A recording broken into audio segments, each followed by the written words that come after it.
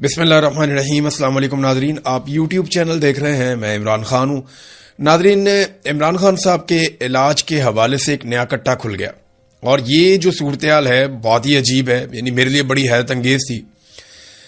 سب سے پہلے تو میں آپ کو یہ کنفرم کر دوں کہ جو ڈاکٹرز آئے تھے جیل میں، جنہوں نے 1 اگست کو عمران خان صاحب کو چیک کیا تھا، انہوں نے ایک رپورٹ مرتب کی تھی، اور وہ یہ رپورٹ ہمارے ساتھ موجود بھی ہے۔ اس رپورٹ کا ایک پلان بھی تھا، جس کے مطابق عمران خان صاحب کا ایک ٹیسٹ کیا جانا تھا، سٹی کورنری اینجیوگرافی۔ اب یہ تجویز کیا گیا تھا کہ اس پروسیس سے عمران خان صاحب کو گزارا جائے۔ پھر 20 اور 21 اگست کو عمران خان صاحب کو، یعنی 20 اور 21 اگست کی درمیانی رات کو جب عمران خان صاحب کو پمز میں لے جایا گیا، شفا میں سارے انتظار کر رہے تھے، شفا میں بین الاقوامی سطح کی سہولیات بھی موجود تھیں، لیکن پمز میں لے جایا گیا عمران خان صاحب کو۔ تو اب ہوا یہ کہ ٹھیک ایک دن گزرنے کے بعد وزیر اعظم آفس کی جانب سے ایک پریس ریلیز جاری ہوتی ہے، جس میں پمز اسپتال میں یہ جو سٹی کورنری اینجیوگرافی کی جو سہولت ہے وہ فعال ہی نہیں، اس کی مشین ہی کام نہیں کر رہی۔ اور اب یہ ایک نیا کٹا کھل گیا، یعنی عمران خان صاحب کو جس مقصد کے لیے ڈاکٹر نے کہا تھا کہ یہ والا علاج ضروری ہے، اس علاج کے لیے جو اینجیوگرافی کی سہولت والی مشین ہے وہ نہیں ہو سکتی۔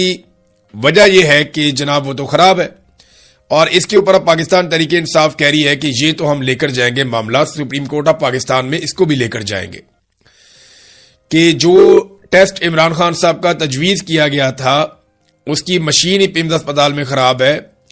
جب عمران خان صاحب کو وہاں پہ لے جایا گیا، اس کے بعد ایک دن گزرنے کے بعد، 24 گھنٹے گزرنے کے بعد، وزیر اعظم آفس سے ایک پریس ریلیز جاری ہوتی ہے، جس میں یہ کہا جاتا ہے کہ جناب یہ مشین خراب کیوں ہے، اس کی انکوائری کی جائے، اور اب ایک انکوائری کمیٹی بھی بنا دی گئی ہے۔ یعنی ایک سابق وزیر اعظم کی صحت کے ساتھ کتنا کھلواڑ ہو رہا ہے، پورے پاکستان کو اس کی فکر ہے۔ یعنی جس کے جتنے زیادہ وارث ہوتے ہیں وہ اتنا قیمتی ہوتا چلا جاتا ہے۔ تو عمران خان کے وارث تو بہت ہیں، کروڑوں میں ہیں، اب پورا پاکستان فکر مند ہے۔ ایسے آدمی کی آپ جان سے کھیلیں گے تو یہ لوگ آپ کو چھوڑیں گے تو نہیں۔ اب بجائے اس کے کہ عمران خان صاحب کو شفا انٹرنیشنل اسپتال میں لے جایا تھا۔ اچھا، اس میں ایک اور بھی چیز پھیلائی جا رہی ہے مارکیٹ میں کہ اس میں کوئی اسٹیبلشمنٹ کی اور حکومت کی کوئی آپس میں لڑائی چل رہی ہے۔ محسن نقوی کچھ اور چاہتا ہے تو نواز شریف کچھ اور چاہتا ہے تو مریم نواز کچھ اور چاہتی ہے۔ خبریں یہ بھی آ رہی ہیں کہ مریم نواز جو ہے وہ صبح کے وقت طیارہ پکڑ کے تو ادھر راولپنڈی آ کے ملاقاتیں کر کے جاتی ہے کہ جناب عمران خان صاحب کو یہ سہولت نہیں دینی تو وہ سہولت نہیں دینی، تو میں نے جیل کے عملے سے پتہ کیا وہ اتنا بیمار کوئی نہیں ہے۔ تو ان کی اپنی ایک ہے، نواز شریف کا یہ ہے کہ اگر عمران خان باہر نکل آتا ہے اور چیزیں اس کے لیے نارمل ہو جاتی ہیں تو پھر ہماری سیاست تو ختم ہو جائے گی۔ زرداری اور نواز شریف کے سامنے آپ الیکشن کا نام لو، انہیں غش پڑ جاتے ہیں۔ انہیں پتہ ہے جو الیکشن میں ان کی درگت بننی ہے، اس سے پہلے بھی بن چکی ہے، پہلے تو پھر بھی تھوڑی بہت امید تھی، اب ان کو اچھی طرح پتہ ہے کہ جو انہوں نے عوام کے ساتھ کر دیا اس کے بعد تو لوگ ان کی شکل بھی نہیں دیکھیں گے۔ تو معاملہ یہاں پہ اب اس کو کنفیوز کیا جا رہا ہے، اور یہ کنفیوز کیوں کیا جاتا ہے؟ جب بھی کبھی کوئی احتجاجی تحریک کھڑی ہوتی ہے یا عوام عمران خان کے ساتھ جڑتے ہیں تو آپ یہ دیکھیں کہ حکومت آپس میں لڑنا شروع ہو جاتی ہے، یا ایسا تاثر دیتی ہے کہ جیسے حکومت کے جانے کا وقت آ گیا ہے۔ میڈیا کو تھوڑا بہت الاؤ کیا جاتا ہے کہ یہ والے ایشوز آپ اٹھائیں، اس سے ایک تاثر جائے گا کہ حکومت تو ویسے ہی جانے والی ہے تو لوگوں کو نکلنے کی ضرورت نہیں ہے، اس قسم کا تاثر پھیلایا جاتا ہے۔ آپ غور کریں نا، آج کل پیپلز پارٹی اور پی ایم ایل این آپس میں لڑ رہے ہیں، ایک دوسرے کو برا بھلا کہہ رہے ہیں، ایک دوسرے پہ تنقید کر رہے ہیں، چھوٹے موٹے حملے کر رہے ہیں، لیکن تمام قانون سازیاں بھی مل کر رہے ہیں۔ ہر ظلم کے اندر برابر کے شریک ہیں، ہر چیز کے اندر شامل ہیں۔ ایک کو گلگت بلتستان دے دیا گیا اور دوسرے کو کشمیر دے دیا گیا، اور جن کا مینڈیٹ ہے ان کو باہر بٹھا دیا گیا۔ تاحیات استثناء آصف علی زرداری چھوڑ سکتے ہیں، وہ یہ کہہ سکتے ہیں کہ میں تاحیات استثناء نہیں چاہتا، وہ نہیں چھوڑ سکتے۔ یعنی عمران خان صاحب نے جو جیل کا پیمانہ سیٹ کر دیا نا، اس کے بعد نواز شریف اور زرداری سوچ بھی نہیں سکتے انقلابی بننے کا۔ جو عمران خان نے کر دیا جیل میں، جیل کاٹ کاٹ کے جیسی سختیاں انہوں نے کاٹ لی، یہ لوگ کبھی نہیں سوچ سکتے۔ اس پہ ایک بڑی خوبصورت تحریر لکھی ہے قسمت خان صاحب نے، آپ ٹویٹر پہ جا کے پڑھیں، بڑا زبردست انہوں نے اس کو ایلیبوریٹ کیا۔ لیکن معاملہ یہ ہے کہ عمران خان نے جو ایک کرائیٹیریا سیٹ کر دیا کہ یہاں تک مار کھائی جا سکتی ہے اور سیاستدان کو اتنی مار کھا کر بھی نہیں ٹوٹنا چاہیے، تو نواز شریف اور زرداری کیا کریں گے؟ انہوں نے تو ہمیشہ نورا کشتی کی ہے.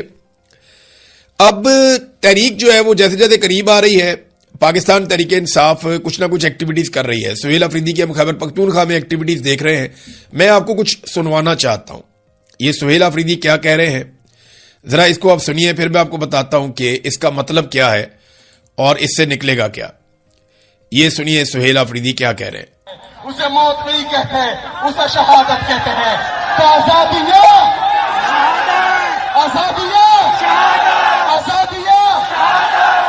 یا آزادی لے کر آئیں گے یا شہید ہو جائیں گے, تیسرا کوئی آپشن نہیں ہے.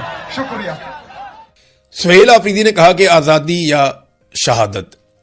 عمران خان صاحب نے سن 2022 میں حقیقی آزادی کا نعرہ لگایا تھا. 2023 تک یہ نعرہ بہت مقبول ہو گیا تھا. مارچ 2023 میں دوسرے ہفتے میں زمان پارک کے اوپر بڑا خوفناک اٹیک آیا تھا سیکورٹی فورسز کا. اتنی شیلنگ میں نے اپنی زندگی میں, اتنا پتھراؤ, شیلنگ, مار کٹائی میں نے کبھی نہیں دیکھی. اور میں نے لاہور کے نوجوانوں کو کبھی ایسے پولیس کا, رینجرز کا مقابلہ کرتے ہوئے بھی نہیں دیکھا. غالباً 14 مارچ 15 مارچ یہ دن تھے. تو ایک رات کو بڑی خوفناک لڑائی کے بعد جب سیکورٹی فورسز پسپا ہو گئیں اور وہاں پہ نوجوان کنٹرول کر رہے تھے اور آزادی کے نعرے لگا رہے تھے, مجھے عمران خان صاحب سے ملنے کا موقع ملا. میں اندر گیا, ہر طرف فضا کے اندر آنسو گیس کی بو تھی, خیمے جلے ہوئے تھے, گاڑیاں جل رہی تھی, ہر طرف پتھراؤ تھا, بہت ساری چیزیں ٹوٹی ہوئی تھی, نوجوانوں کی مرم پٹی ہو رہی تھی. بہت عجیب ماحول تھا. میں گیا تو عمران خان صاحب بیٹھے ہوئے تھے, ان کے ساتھ ان کے کچھ ساتھی بھی تھے. تو بات چیت وہ لوگ کر رہے تھے. میں نے اس دن خان صاحب سے ایک بات پوچھی تھی, خان صاحب آپ نے لوگوں کو حقیقی آزادی کا نعرہ تو دے دیا, لیکن آپ جانتے ہیں کہ اس کا بوجھ کتنا زیادہ ہے.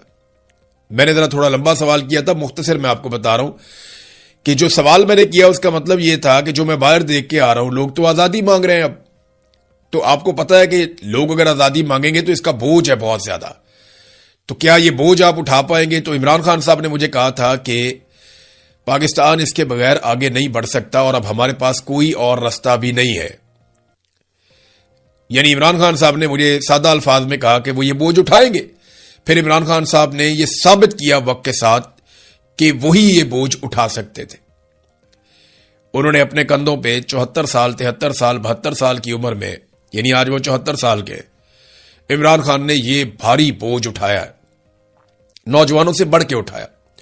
جو انہوں نے اس رات کہا نا وہ انہوں نے کر کے دکھایا.